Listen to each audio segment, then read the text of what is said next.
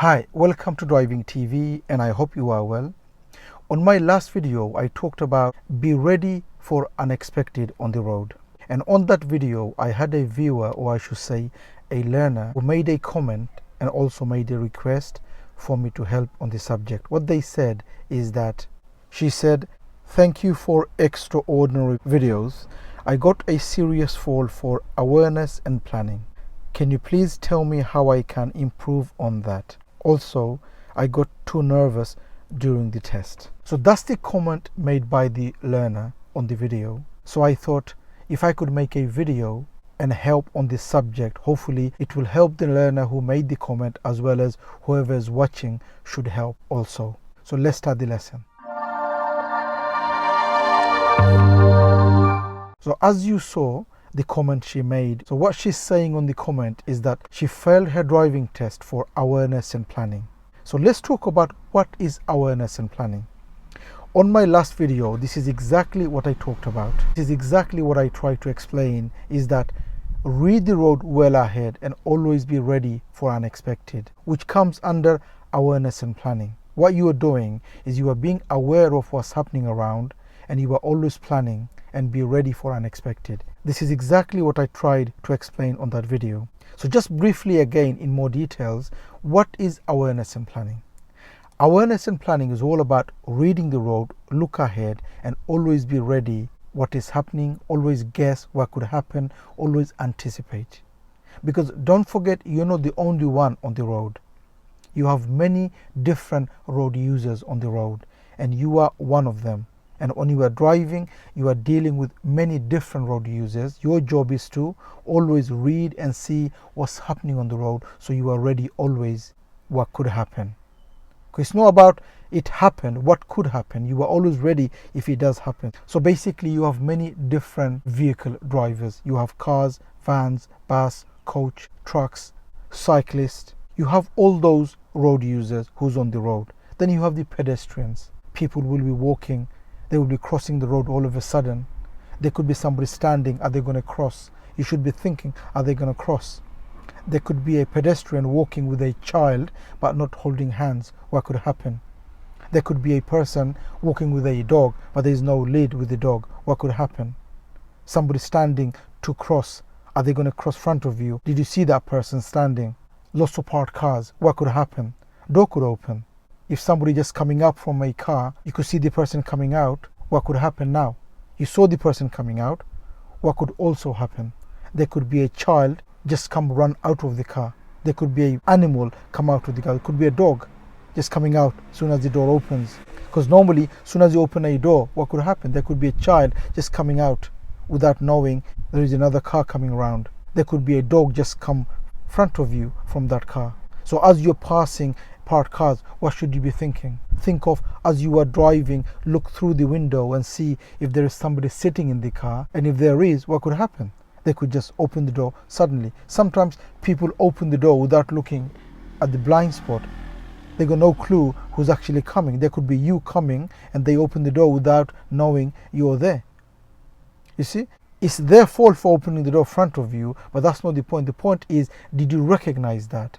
If you did recognize it, you could have avoided an accident. It's not all about, it's not my fault. It's all about avoiding accidents, saving lives. As you're driving on a main road, there will be roads on the left, there will be a road on your right. What could happen? Car in front is about to go in. So what are they going to do? They're going to slow the car. Did you recognize they're braking? There could be car coming from the side road, front of you. Even though you've got the priority, they could just come. Maybe they couldn't judge your speed. They could just come front of you. Did you recognize that? Traffic light is red. What could happen? Is green. What could happen? I'm reaching end of the road. When do I signal? At the end, if I'm going to go left or right and there's a road before it, can I signal before that road? When do I signal? Roundabout. Do I understand which lane do I need? Is there anybody coming on my right? Am I looking early to see if there's a car coming from my right? So all those things are happening, and it's your job as a driver to be ready for all those things, to read, to be aware and make plans according to what you see in front of you. And like I said, you're not the only one on the road. You don't own the road. You have to be with others, and whatever they do, every action they do, it matters to you. It involves you because you are part of that. Whatever happens on the road, you are part of it. You have to make sure that you know what happened. Is it going to affect me? If it does, what can I do? So that's the plan you're making, because you've seen the problem. What can I do? For example, you're driving and there's somebody is about to cross the road. What is your plan? What do you think you should do? What should you be thinking? Should I give them away? Are they standing? Are they going to run in front of me? So all those things, more you read, more you better going to plan what is happening, what could happen, and what you can do to deal with that problem, to deal with that thing that just happened. Okay? Am I keeping the distance from the car in front? What is the distance? What should I keep? Am I keeping 2 seconds behind? How do I know it's 2 seconds? What kind of clues? How do I know the car in front is 2 seconds from me? If I stop on the traffic light behind a car, how much space do I need to keep? If I'm too close and if they break down, can I go round? Do I have enough space for me to go round? If I see a cyclist, what could happen?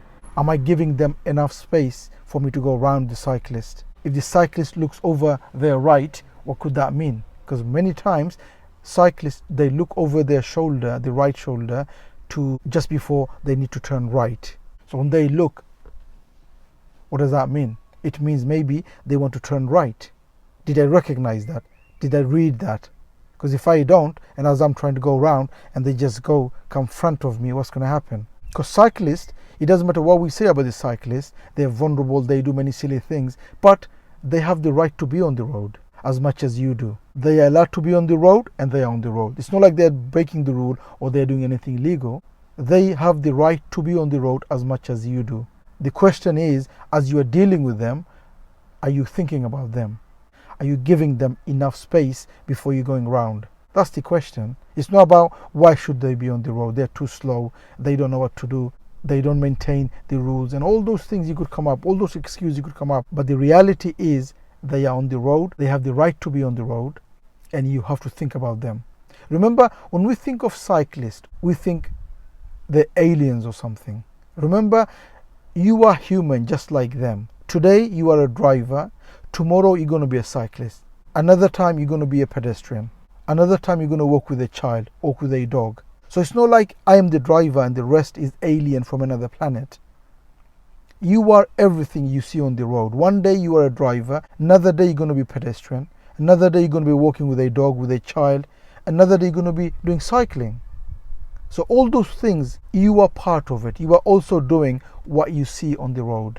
And it is your job to read and give them the priority they need. Or if they make a mistake, did you recognize that? And if you did, do the right thing to deal with that problem. Because sometimes maybe they don't have the priority. You have the priority. It doesn't mean to say, if they make a mistake, I'm not going to deal with that. So I have the priority. There's a car coming from a side road. They couldn't judge my speed. They just came. I'm just going to look at the mirror and brake, slow down and let them come in. And I'm going to be patient.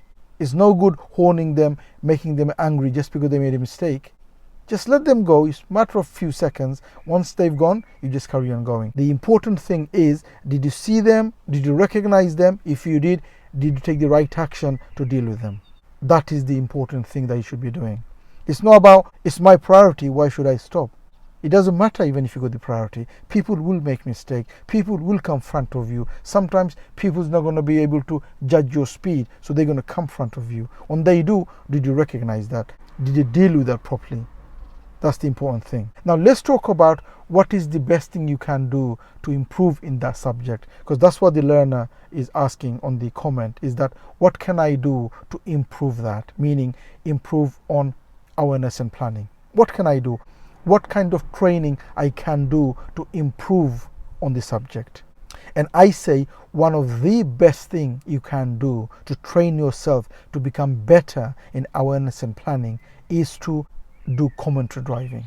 That is the best thing you can do to improve on awareness and planning, is to do commentary driving, is to talk and drive. So before your test, if I were you, I would have few lessons with my driving instructor or my family members, maybe my parents, with my friends or family, is go out and do driving and just talk what you see.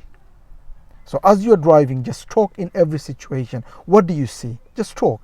Don't worry about making sense in the beginning, because for you to talk on everything you see, it's not going to make sense, because the car is moving and by the time you see and say, you've already passed. So you think, I don't have the time, I'm not going to say it. Just talk, just do commentary driving. So what do you see? As you're driving, you see parked cars. So you should be thinking door could open. Somebody could just open the door. I could see a traffic light. What could happen? It's green, it could change. It's red, it could change. Pedestrian crossing is somebody pressing the button to cross the road. They're just standing, meaning they did press, they're waiting for traffic light to change. If it does, what am I going to do? The traffic light is flashing amber. What does that mean? There's no one crossing. What does that mean? Do I have to go or do I stop? Flashing amber, if I see a flashing amber traffic light and there's no one crossing, what does it mean? Can I go or not? There are many people on the road. Road is narrow. Do I know the speed of the road? If the road is 30 and it's not safe to do 30 because it's too narrow, people around, school around, what speed can I do? Or do I have to do 30? So do commentary driving. As you drive, just talk everything you see. Whatever you see, just talk. There's a road on my left, there's a road on my right. What could happen? Car could just come. End of the road. I need to go left or right, but I can't see who's coming from the left and right. What do I have to do? On another junction, I can see there's no one coming. What can I do? Did I see if there's a car coming or not? Roundabout, when do I start looking? There's no one coming on my right. I need to go second straight. Which lane do I need? When do I signal? So you need to talk.